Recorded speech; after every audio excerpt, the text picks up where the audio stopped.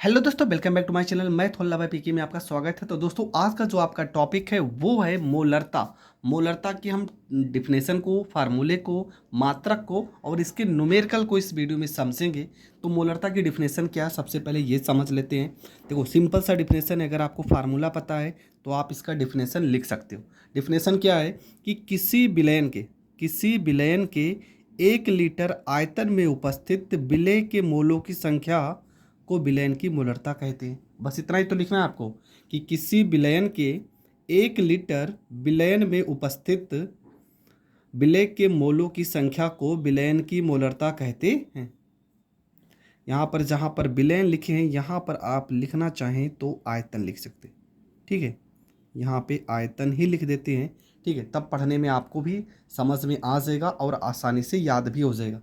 क्या लिखा है कि किसी विलयन के 1 लीटर आयतन में उपस्थित, किसी विलयन के 1 लीटर, देखो यहाँ पर कितना होना चाहिए, 1 लीटर आयतन में उपस्थित विलय के मोलों की संख्या को विलयन की मोलरता कहते हैं।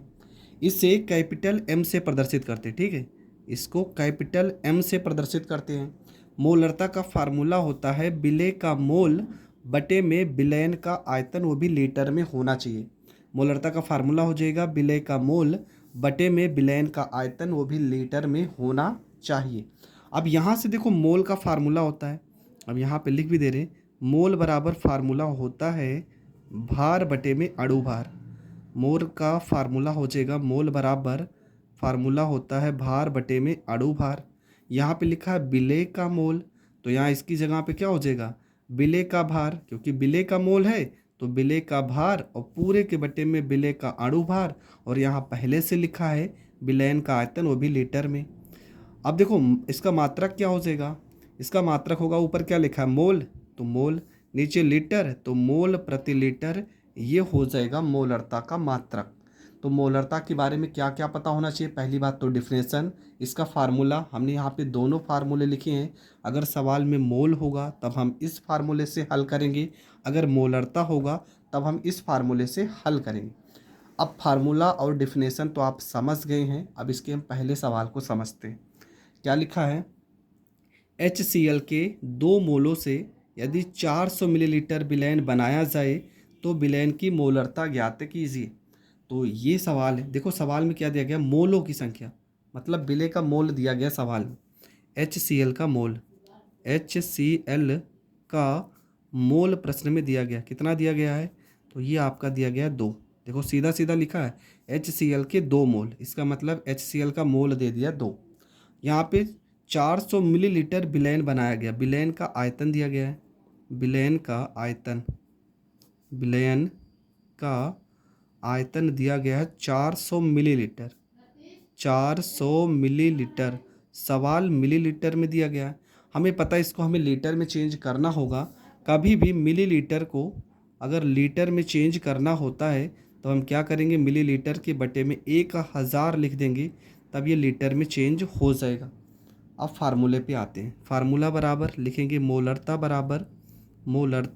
बराबर विलय का मोल, हम ऊपर वाला फार्मूला लगाएंगे विलय का मोल, और बटे में हो जाएगा विलयन का आयतन, विलयन का आयतन। सवाल में विलय का मोल कितना दिया गया है, तो विलय का मोल दिया गया है 2, विलयन का आयतन है 400 मिलीलीटर है। इसको लीटर में चेंज करने के लिए बटे में हम लगाएंगे 1000, 1020 कट जाएगा।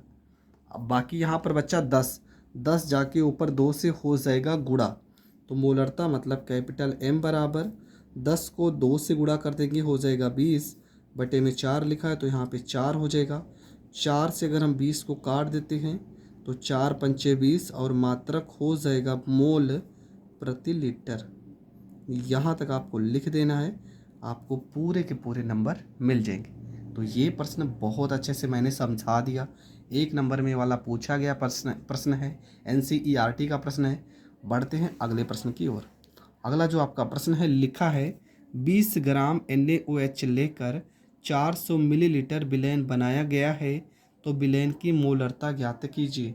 20 ग्राम NaOH मतलब विलय का भार दिया गया, विलय का भार, विलय का भार बराबर प्रश्न में दिया गया है 20 ग्राम, तो यहाँ पे 20 ग्राम हो जाएगा। यहाँ पे लिखा NaOH का अणु भार हमें ज़रूरत पड़ेगा, तो NaOH का हम अणु भार निकाल लेते हैं। NaOH का अणु भार हम निकाल लेते हैं, तो Na का अणु भार कितना होता है 23 होता है, प्लस में O का कितना होता है 16 होता है, H का कितना होता है 1 होता है। ये छोटी छोटी चीज़ें आपको पता होना चाहिए। 23 1 24 में 16 जोड़ देंगे तो यहाँ पे 40 हो जाएगा। विलयन का आयतन प्रश्न में दिया गया है। विलयन का आयतन प्रश्न में लिखा गया है 400 मिलीलीटर। अब हम आते हैं फार्मूले पे, ठीक है। तो फार्मूला M बराबर हो जाएगा विलेय का मोल।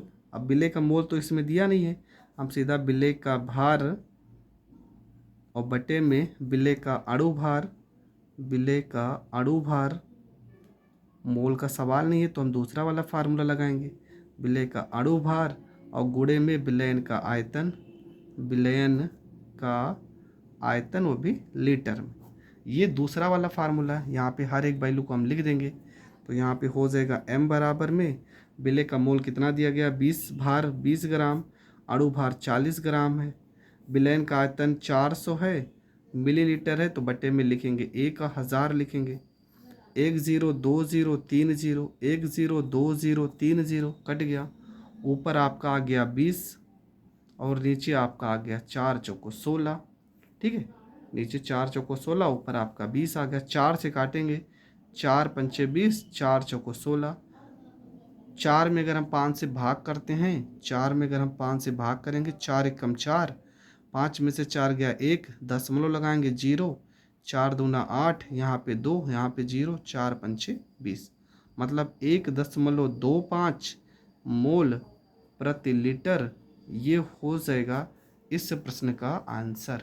तो ये प्रश्न भी आपको बहुत अच्छे से समझ में आ गया होगा।